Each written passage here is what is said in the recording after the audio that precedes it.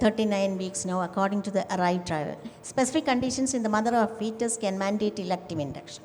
Like hypertension, all of you know hypertension, PPROM, diabetes, FGR, multiple gestations, and obstetric cholestasis, IUD. That is on decision on induction. And we have to assess the patient and the fetus, not only the mother, the fetus also properly before we induce. Both maternal fetal factors, clinical pelvimetry to assess the pelvic adequacy, whether she can be kept for induction, vaginal delivery or not. Bishop score, is it favorable or not, equal to or more than 6. And the fetal, the gestational age, weight, lie of the fetus, the presentation. And also we should have an ultrasound finding and NST and documentation.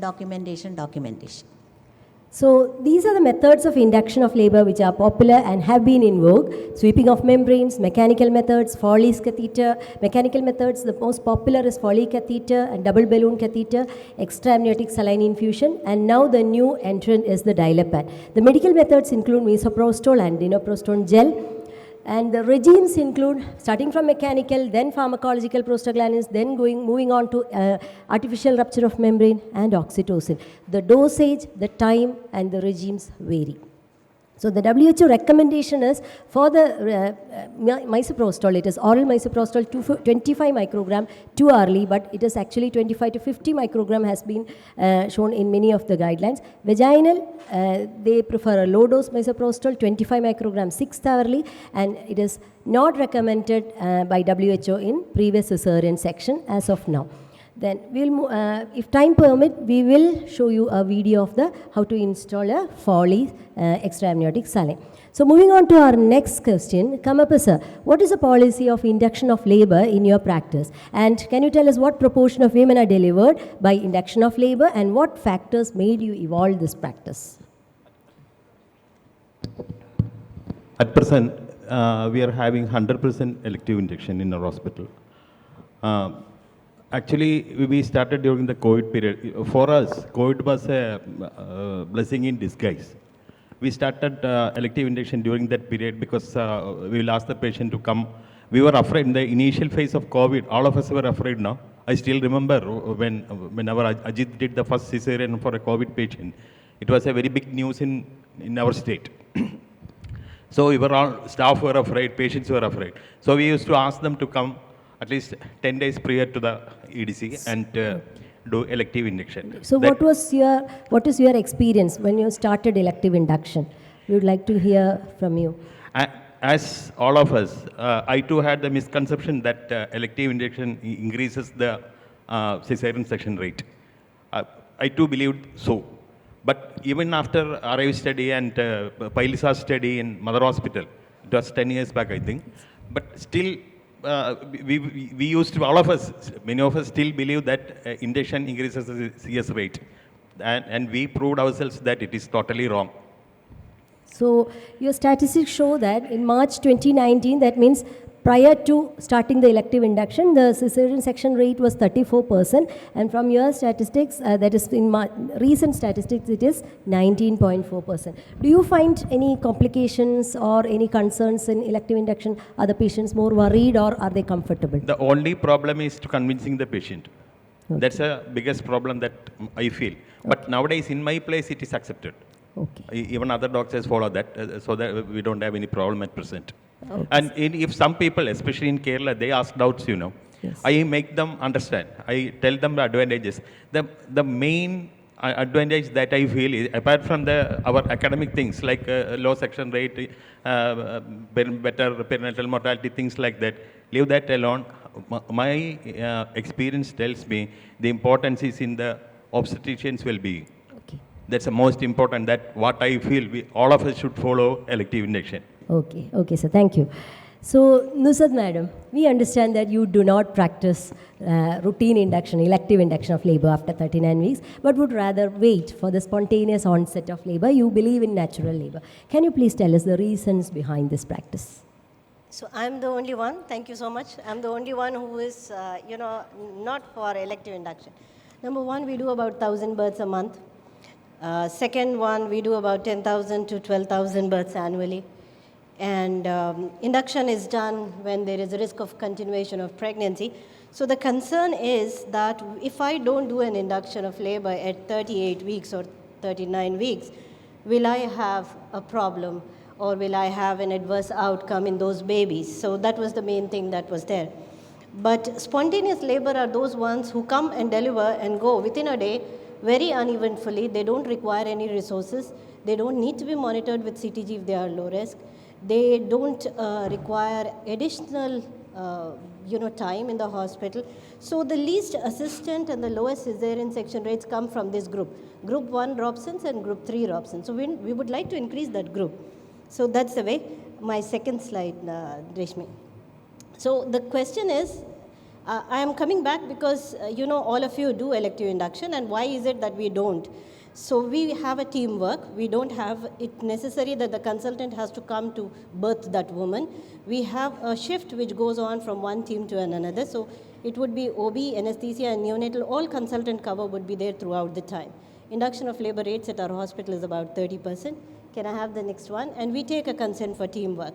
So waiting for 38 weeks and above, will it increase the adverse outcomes? This is our concern, if we wait. So I'm just showing you the incidence of stillbirth after 37 weeks or after 38 weeks. The incidence of stillbirth would be very low when we come and talk, but the numbers that needed to be, next slide, the numbers that needed to be induced are very high. So this is a paper which has come in, and I'm just quoting from this paper. Resmy, next slide, Resmy. So the, stillbirth rate after 37 weeks, here it is 0.6 per thousand. But if you go to 38, 39, 40, and so on, it may be 0.3 per thousand, or it may be 0.2 per thousand. That's the way it will go across, and the numbers are so small that we lose after this time.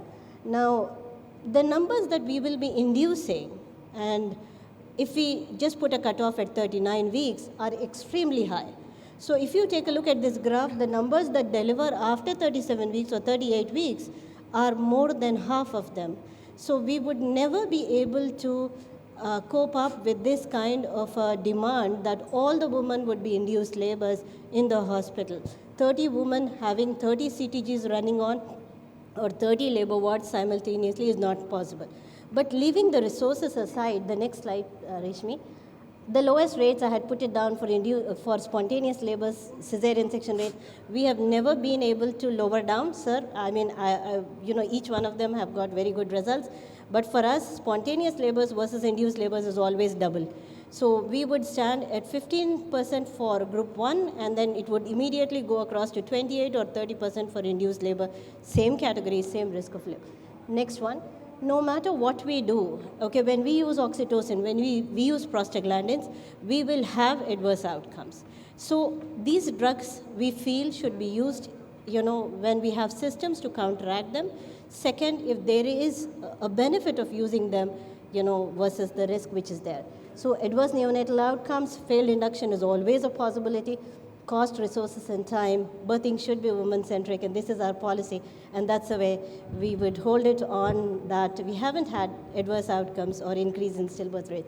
So I hope I'm trying to make a point that, for spontaneous labor to come in. Exactly, madam. This is the two sides of the coin, because elective induction always, even in UK, the hospital resources, the manpower is the one which is preventing the elective induction of labor.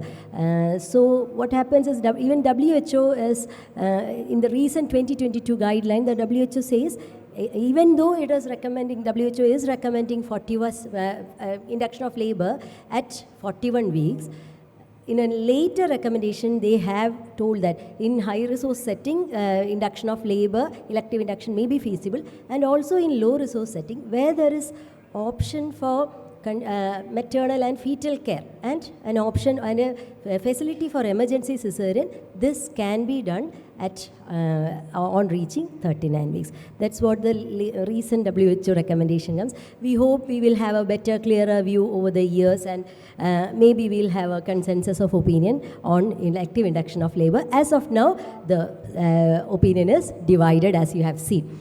So, Jyoti, again, you have been again an advocate of elective induction of labor at 39 weeks. Just tell us the regime you follow, and while searching for the regimes, talking to all the faculties, all the consultants, we see different regimes. So we'll just like to hear from Jyoti, who has been doing elective induction, what is the regime she follows? I go for a uniform regime. I put in the Foley's catheter after PV, 22 French catheter with 70 ml of saline. I don't put in an extramyotic saline. Then I start misoprostol at night at 9 p.m. 50 micrograms 2 to 4 hourly depending on the PV and the gravida. That is, if it is a multigravida, if it is very unaphased, still I go for 2 hourly. Otherwise, I may go for 3 or 4 hourly depending on the PV findings. Maximum 4 doses are given, and subsequent doses are not given if the patient goes into pain. We don't do a PV after before every dose, but if the patient starts having contraction, then we withhold the subsequent doses. And next day at 9 a.m. I reassess her. If she is less than 75%, 2 to 3 centimeters, I leave her alone if she has only mild pain. If she has regular contractions, okay, I may do an ARM, or I'll wait for some time if the contractions increase, or if it is not adequate but she is not, the contractions are not going away, I may start an oxytocin. I always prefer doing an ARM after 4 to 5 centimeters dilatation. So the key points are leave the patient alone until she gets into active labor. 5 centimeters dilatation is the point for ARM most of the time, except in those patients who do not progress after 2 days. And ensure that she is well hydrated and adequately fed. We teach breathing exercises and relaxation techniques antenatally, and it has helped a lot. Next slide, Resmy. I also started elective induction, as Kamappa sir said, after COVID began. Before that, I used to think in the same way, and we used to wait for spontaneous onset of labor. But COVID forced me to start this regime, and my cesarean rates have come down drastically. It was around 20% before I started elective induction. Now, the cesarean rate for primies is 13.5%, and multis for inductive induction it is 4.31, average is 10.46%. And for spontaneous onset of labor, those patients who came with labor before this 39 weeks, the average CS rate was 10.7. So there is only a 0.3% difference in the incidence of cesarean rate between spontaneous and elective induction. This is my experience. Next slide, Nana. So, do you counsel them regarding elective induction at 39? Do you get a written informed consent regarding the specifically elective induction of labor, or do you give the option for this patient to wait? Do you give that option? Because to wait till spontaneous onset. Yes, I always counsel the patient. That is very important. And this counseling is not at the time of admission. It is actually begins way before. So when we take the antenatal classes, we tell them that this is my procedure, what I do. At 39 weeks, if you don't come with labor pains before that, we induce at 39 weeks. The thing is, before COVID, we used to do the other way, and we find the results are better with this. That is why I am continuing with this. And most of the patients agree to that. In case they want to wait, I also go with their wishes, and I do wait. For people who are just adamant to wait till date, I usually wait. Okay. So, Sridevi madam, what are the complications we have to expect or anticipate in an induction of labor? And do you find hyperstimulation, meconium more in elective induction of labor, and can we prevent it? Okay. We have to anticipate complications even in normal labor, but induction of labor also. And in these cases, what we expect or what we see usually is tachysystole, hypertonic contractions, uterine hyperstimulation. Very rarely you may come across rupture of uterus, which is very, very rare nowadays, especially in a case of previous cesarean section. Chorioamnionitis can follow, risk for more of cesarean sections, atonic PPH, and amniotic fluid embolism. So proper selection, again underline proper selection, proper method of ripening and induction is the answer for that. And according to the literature, around 4 to 5% of induction is complicated by hyperstimulation. This assists with all induction methods. Meconium seen more in elective induction, especially dinoprostol and misoprostol compared to oxytocin. That is one of the studies reported in 2002. Titrated dose of misoprostol can reduce the risk greatly, according to WHO. Okay. Thank you, madam. Kamappa sir, we'll move on to some specific questions. How do you induce in a grand multi, and how do you induce in a patient who has come with premature rupture of membrane with an unripe cervix? I prefer to use Foley's catheter if the cervix can hold it. That's my dictum. Okay. Whether it is a grand multi or primi or whoever that is. And of course with the extramniotic saline, that's one thing. And in grand multi, we don't use misoprostol. Okay. In less than 3 or so, we use misoprostol. And what I find is many a time people wait for ARM. I give only one dose of misoprostol. Over the years, I have tried the different methods and have finally zeroed into this method. That is, I put the Foleys in the afternoon, one day afternoon. In the morning, by 5:30, most of them would have expelled the Foleys. And we give a 50 microgram single dose of misoprostol orally.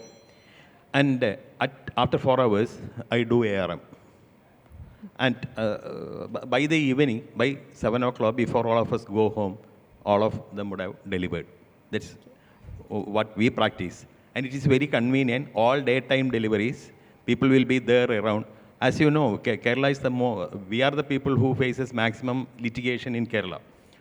It is 35% of the cases are against substitutions in Kerala. And many a time, all of know that a few cases, the main complaint was doctor was not there. That particular doctor who had seen the patient was not there. You can avoid all these things by this practice. And one more thing, you can avoid induction in the weekends. You can be free in the afternoon. Okay. Our life also matters, you know. Okay. And one very important point, Kerala IM has done a study. You know, our doctors, Kerala doctors, life expectancy is 6 years less than the general public that we serve. And I am sure that obstetricians' life expectancy must be much below that. Okay, sir. Definitely. Okay, sir. So, one thing, PROM, we use Foleys without EAS with the antibiotic care. Gives very good result. Okay, thank you, sir. So we'll again move on to the specific condition. Nusrat madam, when would you recommend induction in each of these conditions, oligohydramnios or a fetal growth restriction with or without a compromised Doppler and PPROM? Oligohydramnios depends upon, the gestational age as well as, the causative factor. If it is ruptured membranes, PPROM, then there's no role of doing an amniotic fluid and using it for an induction method. But if it is gestational age, post-term, we use single vertical pull, less than 2 would be our indication. We wait from 40 to 41 weeks. Okay. I have to tell you, we wait between 40 to 41 weeks. So less than 5 or less than single vertical pull, less than 2 would be our indication. Okay. Fetal growth restriction, the only place where you induce is increased umbilical artery resistance. AEDF and REDF go for cesarean. So less than third centile. We don't use dinoproston pessary for this because we have found very bad decelerations for this. Hyperstimulation. So we use mechanical, that is Foley's or a double balloon catheter, followed by dinoproston gel. Okay. So that's our induction, and followed by ARM if need be. Okay. The last one which you said was PPROM. Yeah. We are inducing at 34 weeks currently. We are not going to 36 weeks, again a combined decision with the couple. But NICU is pretty good. 34 weeks prematurity concerns are much lesser. So okay, that's the way Thank you. Thank you. So Sridevi madam, what about gestational hypertension, non-severe preeclampsia, severe? Just a rapid fire question to you. So this is always an indication for termination that depends upon the maternal factors and the fetal factors. Always increases beyond 30 weeks. And according to the literature, SMFM recommends 38 to 39 weeks in gestational hypertension, not preeclampsia. And recent RTC say more than 37 weeks. If only mild elevation, 140 to 90, 38 to 39 weeks, okay, provided the mother and fetus are okay. So we need constant monitoring. If you are waiting beyond 37 weeks, yes, we feel we need constant monitoring. Constant monitoring, okay, both madam. maternal and fetal. What about non-severe preeclampsia? I don't think there is any. 37 weeks, provided there is no complication. Severe preeclampsia, we have to manage expectantly, deliver at 34 weeks. Immediate delivery should be there when there is a rising BP in spite of antihypertensives. Symptom, patient becomes symptomatic, cerebral symptoms, placental abruption, pulmonary edema, or results in an intrauterine death. Okay, madam. Thank you, madam. And come up as a, what about GDM? GDM well controlled, GDM on insulin with other hypertensive complications. In a well-controlled GDM, we induce at 38 weeks. Okay, sir. And insulin, if you are using insulin, we do it at 37 weeks. If the blood sugar is uncontrolled. Okay. Then with the GDM and hypertension combined growth reduction, things like that, depending upon the situation, at any time after Any 34 time. weeks, of course with steroids for Thank you, sir. conservative. Thank you. Jyoti, would you consider induction in a case of previous cesarean planning VBAC? Yes or no question, and previous years with IUD? I do not do induction of labor in previous years. Okay, no induction. Wait for spontaneous onset, but usually I do a cesarean only. I give the option to the patient. If they want a vaginal delivery, I refer them to a place where they do vaginal deliveries. I have some friends who take. Okay. Then previous years with IUD, if it is a second trimester IUD, I put in the Follies. I give mifepristone on the day before. Then I put in the Follies after admission and followed by misoprostol 50 micrograms 4th hourly. Usually these patients deliver with Follies alone. They develop the pain after Follies is expelled. Otherwise, 1 or maximum 2 doses is usually enough. Okay. I see that the misoprostol, the schedule has been shifted to 4th hourly in a case Previous with years. previous cesarean. Okay, fine. And you give oxytocin only if needed. Okay. And Previous the years patient- with IUD at term, I had only one opportunity, and that I did a CS because it is a GDM with a very big baby. Macrosomic baby. Okay, Jyoti, thank you. This is madam. Would you consider induction in a case of previous myomectomy scar and also induction in a breech? Previous myomectomy scar, most of the times we don't have very good information on what we have, so we don't. We also don't use misoprostol in previous cesarean sections. We use VBAC, we use Foley's catheter followed by dinoprostone gel if needed, but dinoprostone, prostaglandins, we removed it off our pathway for previous sections because we found all our ruptures were in this pathway only. Vaginal Regarding, breech, breech, we are breech not will you inducing, we are Okay. trying vaginal birth with spontaneous labor currently. Okay. So till how long will you wait in this breech? 41 weeks. Again 41. Okay, madam. Okay, thank Sorry, you. 41 weeks. So this is a breach which the ECV was not done or failed. That's what Yes. I meant. The- Okay, the madam. options would be they have spinning babies concept and then followed by ECV and then counseling. They opt for vaginal breech birth, then we wait. Okay, madam. So again, the question is to Nisat, madam. When do you call it as a failed induction? When do you diagnose a failed induction? And how long will you wait after failed induction or to say that she is our induction protocol has failed? And what is the option ahead? What options do you offer the patient? So here comes the counseling because we usually say that inductions take 48 hours minimum to get you into labor. So that's the counseling we go. We call it, each one of us has different ways of defining it. At our hospital, we define it when we are not able to push her into active phase of labor. That's what we felt was much better rather than calling it at what time do we call that. And how long will you wait? It depends on the maternal and fetal indication. Like for post-term pregnancy, if one method fails, I can wait for 24 hours and restart an induction. But if there is a maternal or fetal indication which warrants me to go ahead, then maybe, like for example, severe preeclampsia, we would use 24 hours of one or two methods and then call it, we won't wait. What are the options ahead? Option of waiting for 24 hours, if they wish to, definitely. One method to another method. ARM can always be done and oxytocin can always be started. We have the minimum, we are working with a big team, we have 100 doctors and midwives working together. We say a minimum of 12 to 16 hours of oxytocin should be given before you say failed induction. So, these kind of limits have to be put up, otherwise 4 hours of oxytocin and somebody might call it failed induction. So that's the way. So if everything is fine. Yes, yes, madam, Thank fine. you. So this is actually what was again discussed. Over the discussions, it is said that any two methods of induction given in a proper regime, that is the full dose or proper regime. And then even then, as you said, we are not able to push the patient into active labor, and you have given adequate time. So from all these discussions, even in elective induction of labor, induction, failed induction, what we find that giving proper time, even for a waiting natural birth or during elective induction, if you give time for that inducing agent or the ripening agent to act and give adequate time, you are going to get a better result. The point is, I felt from all those discussions where never hurry. Even in an elective induction, you just wait, have some patience and give the time for the agent to act and then move on. Even in elective or natural birth, we are going to get a better result. I think that is what the point I got from these discussions. So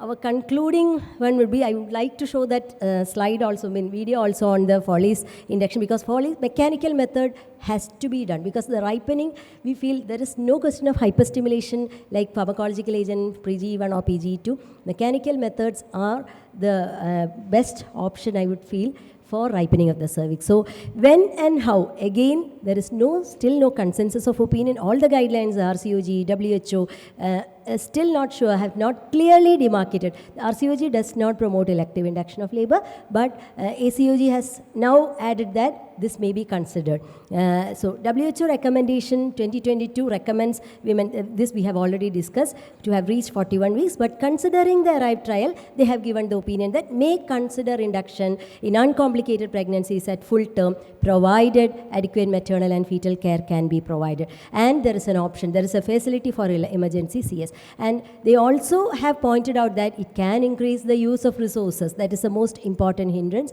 They may also increase the risk of iatrogenic complications. So we have to be very sure of the dates, and we should document, whatever you are doing, we should document the specific clinical indication or state that it was, if you are doing it at maternal request, we have to state that it was undertaken at maternal request. So thank you so much for the patient listening and the active interaction. I should thank specially all the 4 faculties who kept to their time. I was constantly reminding them, and we'll move on to that video. Yeah.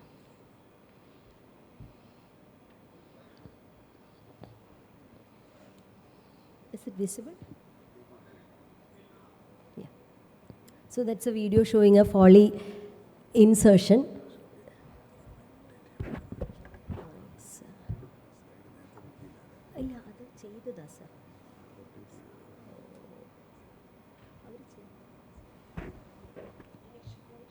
Yes. So strict aseptic practice is what is shown, always clean. And while holding the Foley's catheter also, it is done using a artery forceps. And we kindly note that the sheath, which is over, it is not yet removed, which ensures that it does not touch the sides of the vagina or the sides of the speculum.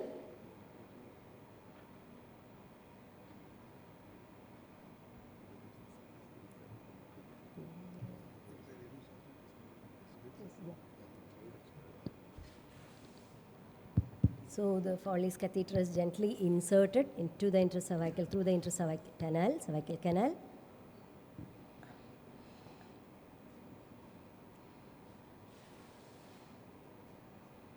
So I'm sure majority of you must be using the mechanical method.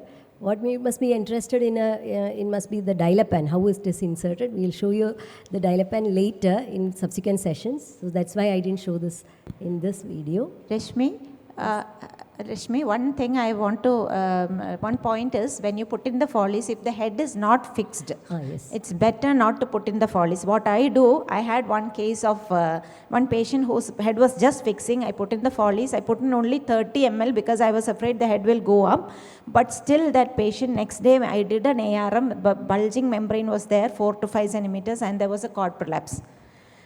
Luckily the baby didn't have any problem. I did an emergency section. So nowadays what I do is I give straight away the prostaglandins, and the next day after the head has fixed, I put in the Foley's for a high head, high mobile head, or even a head that is just fixing. Okay, so the saline has been instilled. Now take out the instruments And the point is give up traction and strap the Foley's catheter to the thigh. So that will ensure that adequate pressure. So as Jyoti mentioned, putting in a Foley mechanical dilatation in a mobile head, we have to be very careful or go for another method. But again, always be on the lookout for a cord prolapse. So thank you very much. I Thank have you, Resmy. given you 20 seconds of time. Yeah, you have 15 more seconds. Kamappa sir, you would like to make a comment? The traction on the Foley's is very important. Yes, traction. Many Traction people is- forget that. Reshmi and the team, we would like to thank the faculty, the whole team. You were the opening batsman, and it was more exciting than an IPL show. And you have set the mood. 15 seconds to go. Thank you so much.